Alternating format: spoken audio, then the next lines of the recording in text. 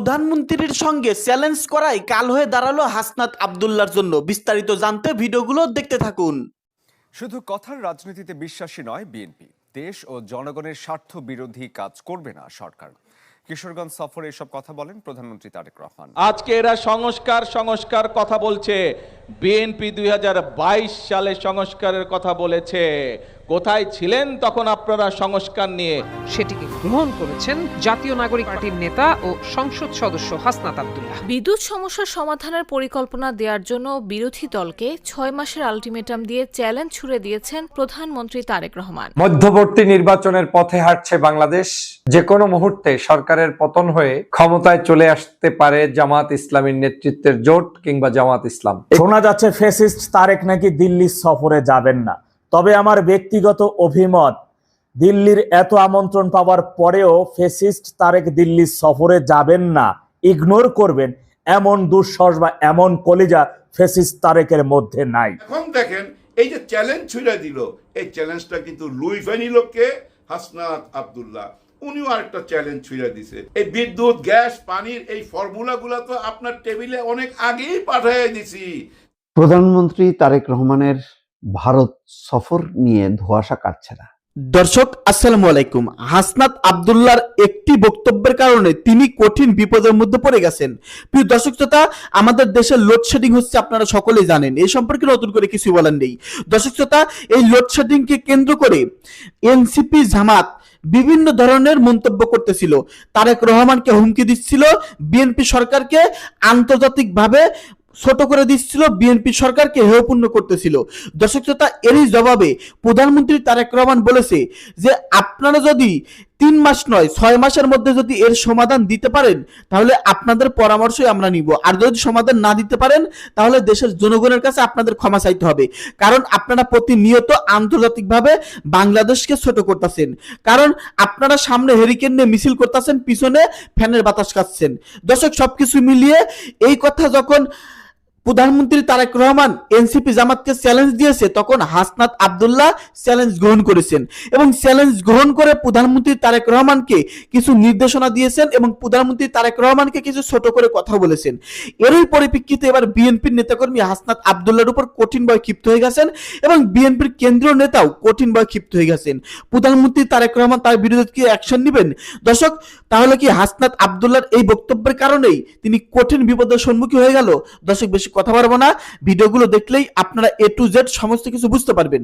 তো বেশি কথা না বাড়িয়ে সরাসরি ভিডিও স্ক্রিনে চলে যাই, আপনারা মনোযোগ সহকারে বিস্তারিত ভিডিওগুলো সম্পূর্ণ দেখতে থাকুন। একটি শিশুও যখন জন্মগ্রহণ করে হাত ধরেও হাঁটতে শিখে তাহলেও তার 15 থেকে 18 মাস সময় লেগে যায়। প্রিয় ভাই বোনেরা, 20 কোটি জনসংখ্যার একটি দেশে আমরা কখনোই বলি না যে আমরা গত 6 মাসে দেশের সকল উন্নয়ন কার্যক্রম করে ফেলেছি। এটি সম্ভব নয়, এটি একটি অবাস্তব ব্যাপার। বিদ্যুৎ সমস্যার সমাধানের পরিকল্পনা দেওয়ার জন্য বিরোধী দলকে 6 মাসের আলটিমেটাম দিয়ে চ্যালেঞ্জ ছুড়ে দিয়েছেন প্রধানমন্ত্রী তারেক রহমান। শনিবার বনানীর টিএনটি কলোনি মাঠে সাবেক প্রধানমন্ত্রী বেগম খালেদা জিয়ার 82তম জন্মবার্ষিকী উপলক্ষে আয়োজিত অনুষ্ঠানে তিনি এ চ্যালেঞ্জ দেন। একই সঙ্গে কোন রাজনৈতিক দল সরকারের চেয়ে ভালো পরিকল্পনা দিলে সেই পরিকল্পনা গ্রহণ ও বাস্তবায়নের কথাও জানিয়েছেন সরকার প্রধান। আপনাদের পরিকল্পনা যদি আগামী 3 মাসের মধ্যে সমস্যার সমাধান করে দিতে পারে তাহলে আমি আপনাদের পরিকল্পনায় গ্রহণ করব। তাদের প্রতি আমি চ্যালেঞ্জ ছুড়ে দিলাম। যেই বিদ্যুতের সমস্যা রয়েছে, যেই গ্যাসের সমস্যা রয়েছে, সেইটি সমাধানের জন্য তারা যদি সরকার থেকে ভালো কোনো পরিকল্পনা নিয়ে আসতে পারে, যে পরিকল্পনা আগামী 3 মাসের মধ্যে, 3 মাস, আরো 3 মাস আমি তাদেরকে দিলাম, যদি 6 মাসের মধ্যে তারা সমস্যার সমাধান করতে পারে তাহলে তাদের প্রত্যেকটি পরিকল্পনা আমরা বাস্তবায়ন করব। প্রধানমন্ত্রীর এই চ্যালেঞ্জ গ্রহণ করে বিদ্যুৎ সংকট সমাধানে পরিকল্পনা দেওয়ার কথা জানিয়েছেন বিরোধী দলীয় সংসদ সদস্য হাসনাত আব্দুল্লাহ। শনিবার রাতেই ফেসবুক পোস্টে তিনি দাবি করেন, সংকট সমাধানে বিরোধী দলের পক্ষ থেকে এরই মধ্যে সুনির্দিষ্ট প্রস্তাব দেওয়া হয়েছে। হাসনাত আব্দুল্লাহ বলেন, এনসিপির আহ্বায়ক সংসদ সদস্য ও বিরোধী দলীয় চিফ হুইপ নাহিদ ইসলাম স্বল্প, মধ্য ও দীর্ঘমেয়াদী মিলিয়ে 15 দফা সমাধান প্রস্তাব দিয়েছেন। এর মধ্যে 30 দিনের জন্য 5টি, 6 থেকে 18 মাসের মধ্যে 6টি এবং দীর্ঘমেয়াদে 4টি প্রস্তাব রয়েছে বলে জানান তিনি। বিদ্যুৎ সংকটের অন্যতম সমাধান হিসেবে অন্তর্বর্তীকালীন সরকারের অনুমোদিত মার্চেন্ট পাওয়ার পলিসি 2025 বাস্তবায়নের দাবি জানিয়েছেন হাসনাত। তার দাবি, এই কাঠামোয় বেসরকারি বিদ্যুৎ উৎপাদকরা সরাসরি বড় শিল্প ভোক্তার কাছে বিদ্যুৎ বিক্রি করতে পারবেন। এতে রাষ্ট্রীয় কোষাগার থেকে অর্থ ব্যয়ের প্রয়োজন হবে না বলেও উল্লেখ করেন তিনি। সরকারের বিদ্যুৎ ও জ্বালানি সংকট মোকাবেলার সক্ষমতা নিয়েও প্রশ্ন তুলেন এই বিরোধী সংসদ সদস্য। তার অভিযোগ, ভর্তুকি নীতি, ফুয়েল প্ল্যান, কন্টিনজেন্সি প্ল্যান ও ডিজাস্টার রিকভারি প্ল্যানে ঘাটতি রয়েছে। মহেশখালীর FRIU-তে আগুনের পর রক্ষণাবেক্ষণে কোনো ত্রুটি ছিল কিনা সে বিষয়ে স্বাধীন তদন্ত প্রতিবেদন প্রকাশ না পাওয়ায়ও প্রশ্ন তোলেন তিনি। একই সঙ্গে বিদ্যুৎ সংকট নিয়ে বিশেষ সংসদীয় অধিবেশন ডাকার অনুরোধ জানান হাসনাত আব্দুল্লাহ। তার ভাষায়, সমাধান প্রস্তাব বিরোধী দলের হাতে রয়েছে, কিন্তু ক্ষমতা সরকারের হাতে, তাই 6 মাসের হিসাব বিরোধী দলের নয় সরকারের। এমন মন্তব্য করে তিনি বলেন, 6 মাস পর জনগণ জানতে চাইবে কেন দেশ বিদ্যুৎ সংকটে অন্ধকার ছিল। মধ্যবর্তী নির্বাচনের পথে হাঁটছে বাংলাদেশ। যে কোনো মুহূর্তে সরকারের পতন হয়ে ক্ষমতায় চলে আসতে পারে জামাত ইসলামীর নেতৃত্বের জোট কিংবা জামাত ইসলাম। এই কথাগুলো এখন বাংলাদেশের মানুষের বিভিন্ন জায়গায় চৌর হচ্ছে, সে কথাটা আমি আপনাদেরকে অ্যাডভান্স বলে যাচ্ছি। সরকার কয়েকটি বিষয় যদি নজর না নিতে পারে, দিতে না পারে এবং ঐক্যবদ্ধ একটি বাংলাদেশ গড়তে তারা যদি ব্যর্থ হয়, তাহলে সরকার শেষ পর্যন্ত থাকতে পারবে, এটা এখন সম্ভাবনা ক্ষীণ হয়ে দাঁড়িয়েছে এবং প্রতিদিন মানুষের মুখের ভাষ্য এটাই। মানুষ চিন্তা করেছিল এই সরকার যে কোনো মূল্যে সংস্কার করে একটি সুন্দর বাংলাদেশ উপহার দিবে, কিন্তু আমরা দেখলাম নির্বাচনের পরেই এই সরকার সবচেয়ে বড় ভুলটা করেছে। জুলাইয়ের চেতনাটার কাছ থেকে দূরে সরে গিয়ে বস্তা পচা পুরাতন রাজনীতিতে চলে গিয়েছে এবং চলে যাওয়ার কারণে আজকের বিরোধী মতের কাছে তাদের সাবজেক্ট তুলে দিয়ে তারা এখন এক প্রকার ফ্যাসিস্টের পথে হাঁটা শুরু করেছে। তথা এখন দেশপ্রেমিক দল বলতে মানুষ মনে করে জামাত ইসলাম এবং তাদের সাথে থাকা জোটের অন্যান্য নেতৃবৃন্দ কিংবা যারা রাজনীতি করছেন তাদেরকে। আর আওয়ামী লীগের পুরাতন বস্তা পচা রাজনীতির পথে হাঁটছে বিএনপি, এটা এখন জনগণ বিশ্বাস করা শুরু করেছে। এটাই বিএনপির সবচেয়ে অধপতনের কারণ হবে বলে আমি মনে করি। আমার এই ভিডিওটা সরকার পড়ে যাক দ্রুত এই উদ্দেশ্যে নয়, আমার এই ভিডিওটা রাষ্ট্র কেমন চলা উচিত এবং সরকারের কেন সতর্ক হওয়া উচিত সে উদ্দেশ্যেই আমার এই ভিডিওটা। নিশ্চয়ই যারা আমাকে পছন্দ করবেন না কিংবা কোনো রাজনৈতিক আদর্শের দালালি করতে করতে মানে চরম ভাবে একটি দলের চরম লেভেলের দালাল হয়ে গিয়েছেন, তাদের কাছে ভালো লাগবে না, কিন্তু আপনার অশনি সংকেতগুলো না জানলে সামনের পথ অন্ধকার। প্রথমত বাংলাদেশের আইন শৃঙ্খলা পরিস্থিতি কিন্তু খুব একটা ভালো নেই। বাংলাদেশের বিদ্যুতের অবস্থা, মানুষ এখন প্রত্যেকটি ঘরে ঘরে লোডশেডিং হচ্ছে। মানুষ বলা শুরু করেছে বিদ্যুৎ যায় না আসে, মানে আসে কখন। তৈল সমস্যার অনেক দিন পর সমাধান করতে গিয়েও তৈলের যে দাম বৃদ্ধি করেছে মানুষ অস্বস্তিতে আছে। গ্যাসের দাম নতুন করে এখন বাড়ানোর চক্রান্ত চলছে। বাংলাদেশের দ্রব্যমূল্য থেকে শুরু করে সবকিছু নাগালের বাইরে। তো জনগণ আপনার সাথে থাকবে কেন? জনগণ আপনাদের কাছে কেন ভিড়বে? এই জনগণকে আপনি 5ই আগস্ট পরবর্তী যে নতুন বাংলাদেশ সেটার স্বপ্ন দেখাতে ব্যর্থ হয়েছেন। আপনারা বিরোধী দলকে রাজপথে নামাতে মানে বাধ্য করেছেন।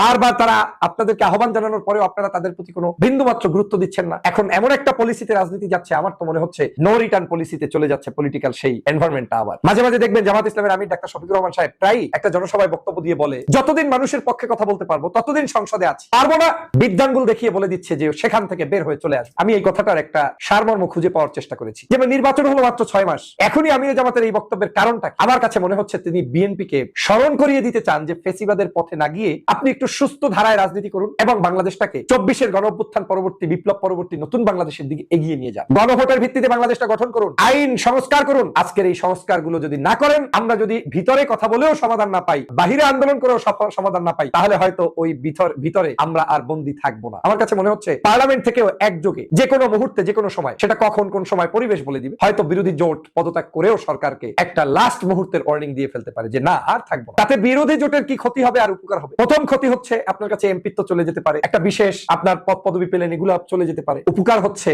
আজীবন মানুষ এই বিরোধী মতের রাজনীতিবিদদের যে স্ট্যান্ড, তারা যে সত্যিকার সংস্কার চেয়েছে, রাষ্ট্রের পরিবর্তন চেয়েছে, সেটা জাতির কাছে স্পষ্ট স্বর্ণাক্ষরে লেখা থাকে। এখন যারা দুর্নীতি করতে চায় না তাদের কাছে এমপিত্ব মন্ত্রিত্ব বড় ইস্যু নয়। বিএনপির অনেক নেতার কাছে এমপি মন্ত্রিত্ব অনেক বড় কিছু হতে পারে, টেন্ডারবাজির জন্য, চাঁদাবাজির জন্য, দুর্নীতির জন্য, ক্ষমতা দেখানোর জন্য। জামাত ইসলামের এমপিদের তো এটা নয়। তো তাদের গেলেই বা কি থাকলেই বা কি? আমি সেখান থেকে মনে হচ্ছে এই সরকারের একটা টার্মে গিয়ে হয়তো জামাত সহ তাদের জোটের লোকেরা বেরো হয়ে আসে, কিন্তু সরকারকে কিন্তু তারা বারবার হুঁশিয়ার দিচ্ছে। যেমন এখন লং মার্চের ঘোষণা করেছে, তারপরে ঢাকায় মহাসমাবেশের ঘোষণা দিয়ে, এরপরেও যদি সমাধান না হয় তাহলে তো হরতাল, অবরোধ, এ ধরনের কার্যক্রমে দেশটা চলে যেতে পারে। তো দেশের যদি অর্থনৈতিক অবস্থা খারাপ, তৈল, গ্যাস, বিদ্যুৎ সব সমস্যা শুরু হয়ে যায়, আইন শৃঙ্খলা পরিস্থিতি খারাপ থাকে, আর বিরোধী জোটও যদি তাদেরকে সাহায্য না করে, সরকার যদি বিরোধী জোট থেকে আস্থা অর্জন করে সাহায্য নিতে ব্যর্থ হয়, তাহলে মধ্যবর্তী নির্বাচন আসন্ন, সরকারকে পদত্যাগ করতে হবে এবং বিএনপির পতন হয়ে পরবর্তীতে যারা আসবে, সেটা রাজনীতির ইতিহাস বলে যাদের মাধ্যমে পতন হয় তারাই পরবর্তীতে ক্ষমতায় আসে। যেমন এখন বিএনপি ক্ষমতায় আছে, একে ক্ষমতা ছাড়তে হলে জামাতের কাছেই ক্ষমতা ছেড়ে তারপরে যেতে। অতএব এই মধ্যবর্তী নির্বাচন হওয়াটাকে আপনারা কেউ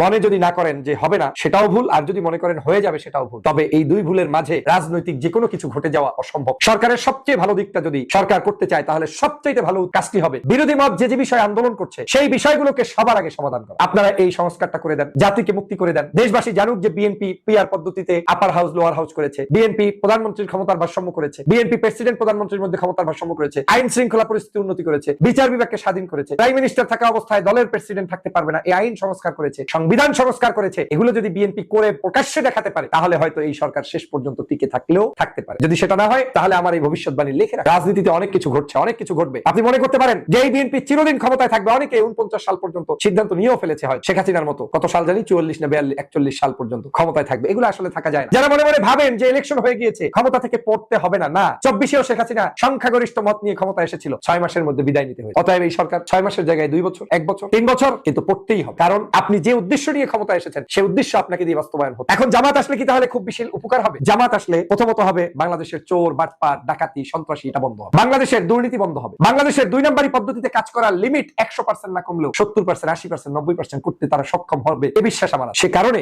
মানুষ বিএনপিকে যে কারণে ভোট দিয়েছিল সেই কারণগুলো আর সামনের দিনে, বিগত দিনে জামাত ক্ষমতায় না আসাটাও জামাতের জন্য হয়তোবা বারাকা ছিল আমার দৃষ্টিতে, আমি জানি না, যদিও তাদেরকে হারানো হয়েছে তারা ক্ষমতায়, কিন্তু এই যে বিএনপির জিনিসটাকে 17 বছরের পর অন্তত বাংলাদেশের জনগণের দেখার একটা ইচ্ছা বা আকাঙ্ক্ষা পরিপূর্ণ অপরিপূর্ণ ছিল, সেটা তো পূর্ণ হলো। এখন বিএনপি নতুন করছে দেখানোর আর কিছুই নেই। বিএনপিকে এখন দেখাতে হলে একমাত্র যে কাজ সেটা হচ্ছে সংস্কার, রাষ্ট্রটাকে একটা নতুন জায়গায় নিয়ে যাওয়া। সেখানে তারা দিন দিন ব্যর্থ হচ্ছে, সেখানে তারা বিরোধী দলকে গুপ্ত বলছে, সেখানে তারা বিরোধী দলের উপরে নতুন করে নির্যাতনের আভাস দিচ্ছে, সেখানে তারা কিছু দালাল নির্ভর কথাবার্তা দিয়ে রাজনীতি করাচ্ছে। এটা দিয়ে রাজনীতি হবে এই বাংলাদেশ থেকে অন্তত কার যাই হোক সব হারিয়ে গেলেও জামাত শিবির হারিয়ে যাবে, এটা আমার বিশ্বাস হয় না। অতএব প্রিয় বিএনপির নীতি নির্ধারণী ভাই বোনেরা, দেশটাকে ভালো পথে নিতে হলে আমি চাই নির্বাচন পরবর্তী নির্বাচনটা হোক একটা গ্রাজুয়ালি পরিবর্তন। 5 বছর শেষ করেই যাতে আপনাদের বিদায়টা হয়, আবার প্রয়োজনে নির্বাচিত জনগণ করলে আসবেন, কিন্তু এর বাইরে কোনো চিন্তা করতে গেলে, লম্বা রাজনীতি করতে চাইলে আপনারা টিকে থাকতে পারবেন না, যেটা অবৈধ পথ। অতএব নৈতিকতার মানদণ্ডে ফিরে আসুন, দেশটা এটা সঠিক পথে এগিয়ে যাক, সেই প্রত্যাশা ব্যক্ত। শোনা যাচ্ছে ফ্যাসিস্ট তারেক নাকি দিল্লি সফরে যাবেন না।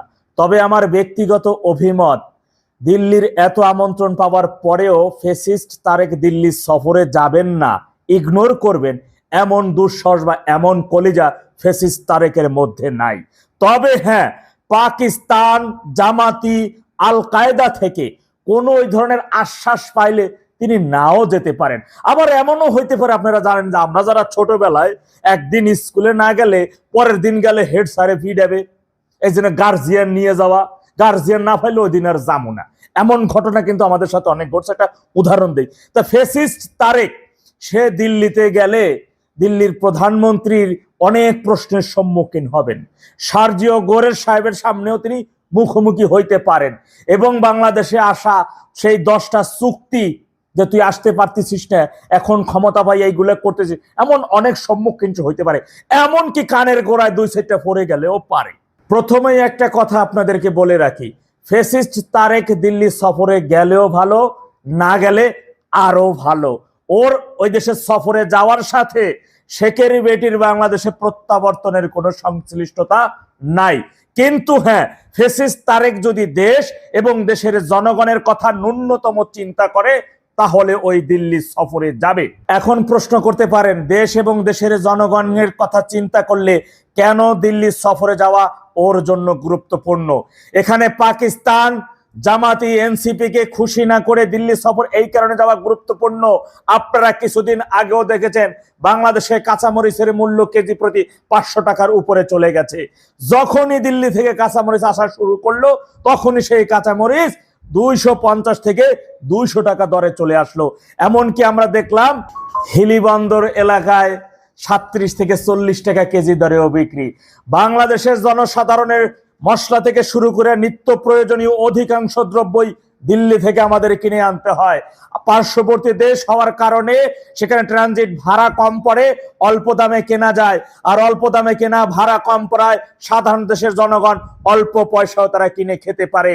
দিল্লি যদি 1 মাস পেঁয়াজ বন্ধ করে দেয় যে পেঁয়াজ দেব না, তোমাদের পয়সা আছে আমাদের থেকে কিনবা, পয়সা দিয়ে কিনবা, মাগনা নিবে না, ভালো কথা, আমাদের থেকে তোমাদের নিতে হবে না, জোর করতেছি না, আনো ইরান থেকে কিনা, পাকিস্তান থেকে কিনে আনো, খাও। কিছুদিন আগেও দেখেছেন এই যে এই সরকারের একজন দোমরা সোমরা এক মূর্খ বলতেছিল আওয়ামী লীগ গ্যাসের 98% ভারতের উপর নির্ভর করে দিয়েছিলেন, তাদের দিয়েছিলেন।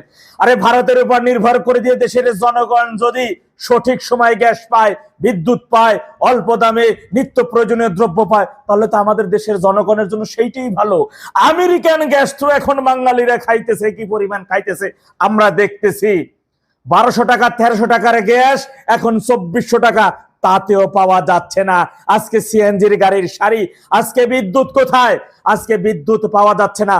বলা হচ্ছে ফেসিস্ট তারেকের পক্ষ থেকে আওয়ামী লীগ সরকার নাকি বাংলাদেশের সকল বিদ্যুৎ ভারতের আদানি কোম্পানির কাছে দিয়ে গেছে এবং তারা এখন সেই বিদ্যুৎ নিয়ে নিতেছেন, এই কারণে বিদ্যুৎ নাই। আর আওয়ামী লীগ সরকারের সময় এই ধরনের লোডশেডিং বাংলাদেশের জনগণ কখনো দেখে নাই।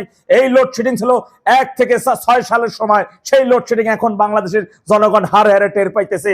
12 তারিখের ওই কথিত নির্বাচনের ঠিক 2 দিন পরেই আমি দাদাভাই ভিডিওর মাধ্যমে আপনাদের বলে দিয়েছিলাম ফেসিস্ট তারেক আসছে না, এখন ভিক্ষার জন্য ঘড়ি বাড়ি রেডি রাখেন এবং ওই কারেন্টের লাইন ফ্যানের পাখার জন্য আশা করে থাকেন না, তালের পাখা প্রস্তুত রাখেন, লেম কুপো হেজাকে বাতি যা আছে এইগুলো রেডি রাখেন, তা না হলে কিন্তু অন্ধকার থেকে বাঁচতে পারবেন না। সেই কথার সত্যতা পেয়েছেন, এবার হারে হারে পাচ্ছেন। আজকে বিদ্যুৎ জ্বলে না, কিন্তু ডিজিটাল মিটার লাগাই দিছে, 5 দিনে নাকি 1000 টাকা উঠতে যায় বিল। 1 মাসে কয় আগের মাসে দিছি 700 টাকা আর এই মাসে আছে 3000 টাকা। এইগুলো সব টিকটুকুর সিন্ডিকেট, এইগুলাই সকল সন্ত্রাসীদের সিন্ডিকেট। মনে রাখবেন, এই একজন এমপিরে দেখেন, একজন মন্ত্রী দেখেন, 17 বছরের না খাওয়া। ওদের মূল টার্গেট, এই টুকু কংদের টার্গেট প্রতিদিন মিনিমাম এই বিদ্যুতের অতিরিক্ত বিল। প্রিয় দর্শক, আশা করতেছি বিস্তারিত ভিডিওগুলো আপনারা সম্পূর্ণ মনোযোগ সহকারে শুনেছেন এবং দেখেছেন। প্রিয় দর্শক, আজকের এই ভিডিওতে আপনারা যে আলোচনা শুনলেন, রাজনৈতিক বিশ্লেষকরা যেসব আলোচনা করলো, প্রিয় দর্শক মণ্ডলী, সমস্ত কিছু মিলিয়ে আপনাদের কি মনে হচ্ছে? এই চ্যালেঞ্জ গ্রহণ করাই কি হাসনাত আব্দুল্লাহর জন্য কাল হয়ে দাঁড়ালো? প্রধানমন্ত্রী তারেক রহমানকে তাদেরকে ছাড় দিতেছেন? প্রধানমন্ত্রী তারেক রহমান কি তাদেরকে ছাড় দিয়ে কথা বলতেছেন, নাকি প্রধানমন্ত্রী তারেক রহমান অ্যাকশন নিবেন? আর প্রধানমন্ত্রী যদি অ্যাকশন নেয়, তাহলে কি এই হাসনাত আব্দুল্লাহ সহ এনসিপি নেতা কর্মীরা তার সামনে, বিএনপি দলের সামনে, এই বড় দলের সামনে কি টিকতে পারবে? দর্শক, আপনাদের মূল্যবান মতামত ভিডিওর কমেন্ট বক্সে লিখে জানিয়ে দিবেন। সকলে ভালো থাকবেন, দেখা হবে খুব শীঘ্রই নতুন কোনো ইম্পর্টেন্ট নিউজ নিয়ে। ধন্যবাদ।